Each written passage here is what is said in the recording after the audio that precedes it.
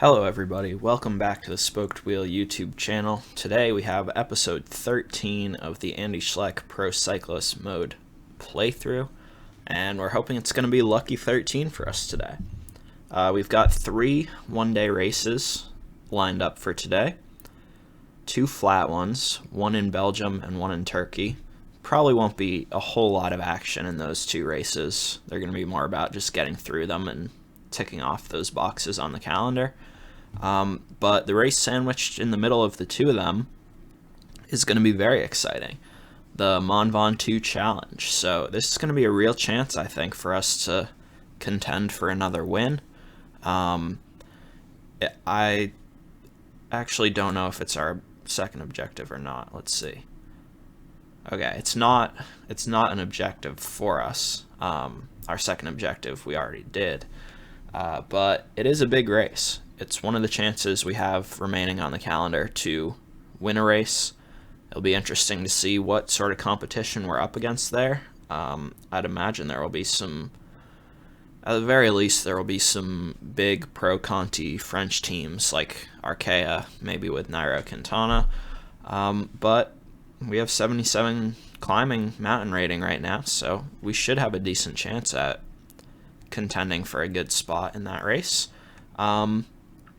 But before we can get into the racing, we have some contract negotiations to take care of. So we're going to head over to the contract page and decide which team we want to invest our points in.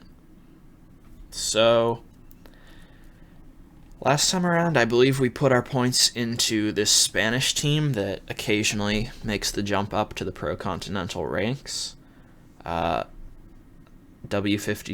FC Porto is another option for sure.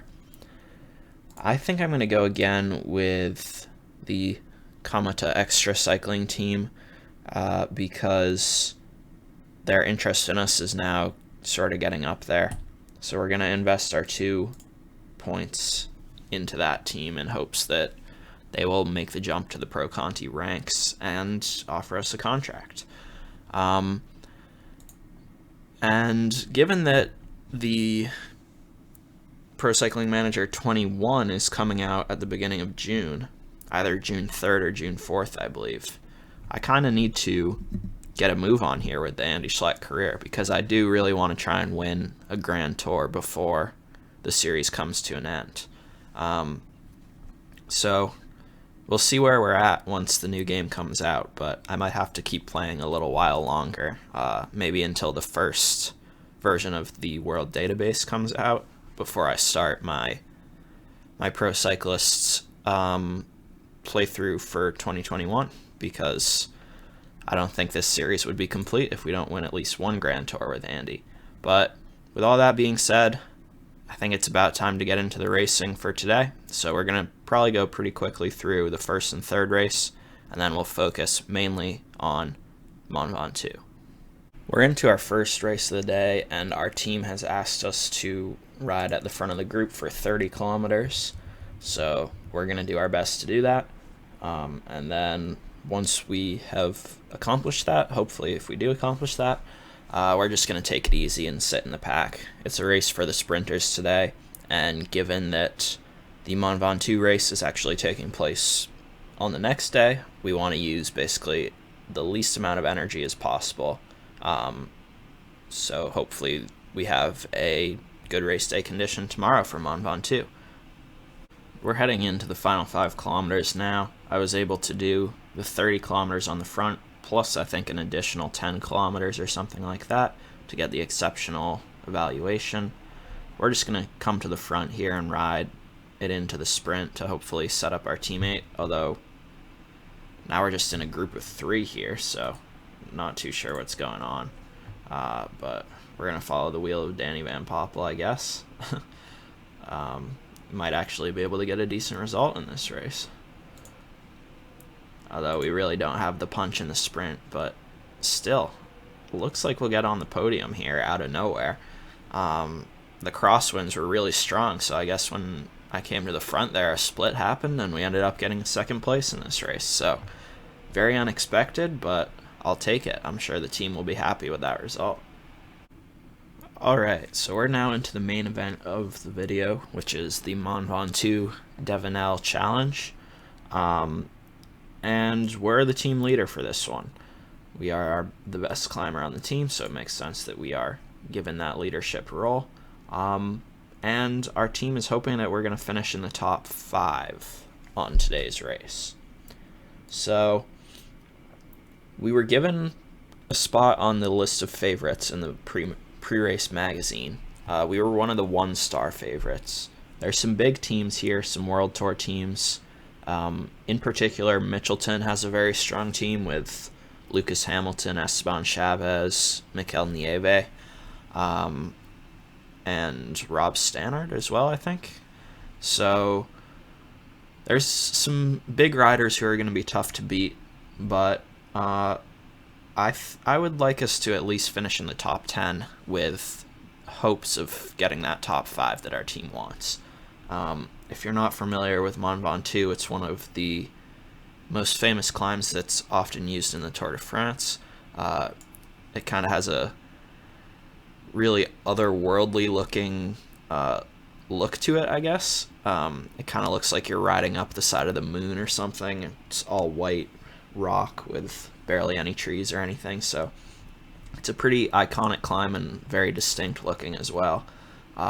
So it'll be fun to take it on in the game, and hopefully maybe this could even be a breakout performance for Andy Schleck against some really top quality World Tour climbers.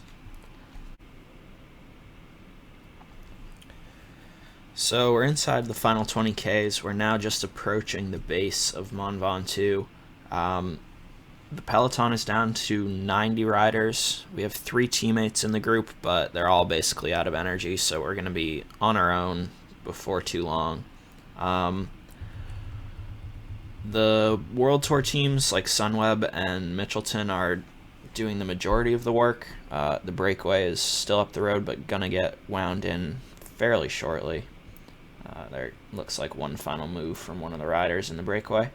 I tried to basically use the least amount of energy as possible over the first part of the race. I do have some concerns about the stamina and resistance secondary stats, because the climb is really long and it's really steep basically from the get-go. Almost all orange or red gradients on the profile. So we're just going to do our best basically to hang in here with the favorites, Chris Hamilton, Lucas Hamilton, guys like that. But we also want to be mindful of our energy usage, because there might come a point in time where we have to just ride at our own tempo instead of trying to match the biggest favorites. But we'll see whether or not that happens. For now, I think this pace is pretty solid. No real attacks from the peloton early on. Still just World Tour teams setting pace. I think Lucas Hamilton, just before we got to the climb, had a flat tire, but he was able to make it back in without too much difficulty, it seems. And Pierre Latour is going to be the rider who kicks off the attacks for the day. So we're not immediately going to respond to that, but I'm just going to stick it on effort cursor, 85 effort. Stay up at the head of the field without responding to every little attack. And that one has been brought back. There goes Pierre Roland. He attacks in just about every race he can, so not too much of a surprise. Ruben Guerrero going after him as well. Still, so far so good, I would say. Just hanging on in the field. I think we kind of need to respond to this because that's a lot of the favorites going up the road. But again, we're back in the group now with Hamilton and Chavez. Those are 2 guys that I really want to try and match, basically, because I think they're 2 of the big favorites. Although it looks like Chavez is sort of out of energy at this point. So we're in a pretty solid group here. Chris Hamilton, I would guess Latour, and maybe Harm van Hoeke up the road at this point. Inside of 10 kilometers to go. We're in a group with 22 riders. No one is really riding too hard at this point, so there goes Pierre Rolland. I might just stick it on like 65 or 60 effort and ride my own tempo here to at least keep a little bit of pressure on other riders. Let's take it down to 60. But yeah, it looks like the big favorites don't really have teammates who are willing to ride anymore. So maybe we'll even try an attack of our own here. Just a short one to get a little separation. And now we're going to ride on 60 effort cursor. So we bridged up to Chris Hamilton, Gino Mater, Sergio Higuita, Jan Polanc, Esteban Chavez. Lots of big favorites up here as well. It's interesting that so far no one really wants to chase too much. We got Rolland up the road. Latour, and yeah, Harm van Hoeke was the Lotto Soudal rider who went up the road. But yeah, it doesn't really look like anyone in this group is gonna help me chase at this point. So we're kind of on our own with 5.8 kilometers to go, which is not really what I was expecting. So we're actually doing a lot better than some of the big World Tour favorites. But I think this pace is good for now. I'm just going to keep riding at 60 effort.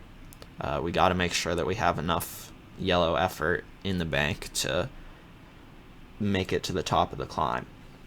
And then maybe later on in that last little red patch before the finish, if we have the energy, that would be the point to attack and try and solidify our finishing position, I guess I should say. But we're heading into the final 3 kilometers now. Looks like Rolland is catching and maybe even passing Pierre Latour. Let's bump it up a little bit, up to 65 effort. See if anyone can not handle the pace and fall off the back of this group, I suppose. Let's use our energy gel as well inside of 3 kilometers now. Rolland and Latour are still together a minute and 20 seconds ahead of us, it looks like. So Harm van Hoeke is the sole leader, and it looks like he's on the way to taking the victory today on Mont Ventoux. Now it looks like riders are sort of queuing up to try and go for it, but inside of a kilometer to go, we're going to make our move to try and secure that top 5 that our team expected from us. We get an immediate gap, so that's pretty good. We're now going to put it on 65 effort with 0.6 kilometers to go. Can we just tag on to the back of Rolland and Latour here? Harm van Hoeke is going to take the win, I think. Let's sprint for it in the final 100 meters. Do we have enough energy to come by and get on the podium? Looks like we do. So we're going to take a really, really solid second place. Actually, back-to-back second places in this video now. But this one is a lot more important, in my opinion, because it comes on top of Mont Ventoux. And you look at the list of names of riders that we beat. Actually, I don't really know what happened to the biggest favorites. There's Chavez and Chris Hamilton. But yeah, that's a pretty impressive result. Very impressive victory by Harm van Hoeke as well. Another young, up-and-coming climber. But I'm very happy with that second place, considering we had to do a lot of the chasing, really, to keep ourselves in contention. And we still had the energy to attack inside the final kilometer and get on the podium. So that's a really good result from Andy there. We're now into our third and final race of the video. It's another flat one where our team would like us to ride at the head of the group, so that's what we're going to do. This time around it's 25 kilometers instead of 30, so we'll probably aim for about 35 kilometers of work to get the exceptional evaluation. Hopefully take as many XP points from that as we can, and then move on and look ahead to our next races. We're into the final 5 kilometers now. It's winding up towards another sprint finish. I think in the end we were able to do about 33 kilometers on the front of the peloton, so hopefully that will be enough to get that exceptional rating. Shortly after that, the team started chasing pretty hard to bring back the breakaway, but no second place for us this time around, as we're more or less running out of energy, but we are going to sprint into the final kilometer here. We'll see who takes the win. Looks like Adam Tupalik. No. He finished third in the end. Did we have any teammates up there? Heiderscheid 11th and Lindgren 14th. So none of our teammates in the top 10, but a couple in the top 15 to finish off the video. So that's going to be it for this one. I hope you enjoyed the video. We got a pretty solid result on Mont Ventoux, so I think that's one of the highlights of our season so far, finishing second against a field with so much World Tour talent. Next time around, we'll have the National Championships, the time trial and the road race.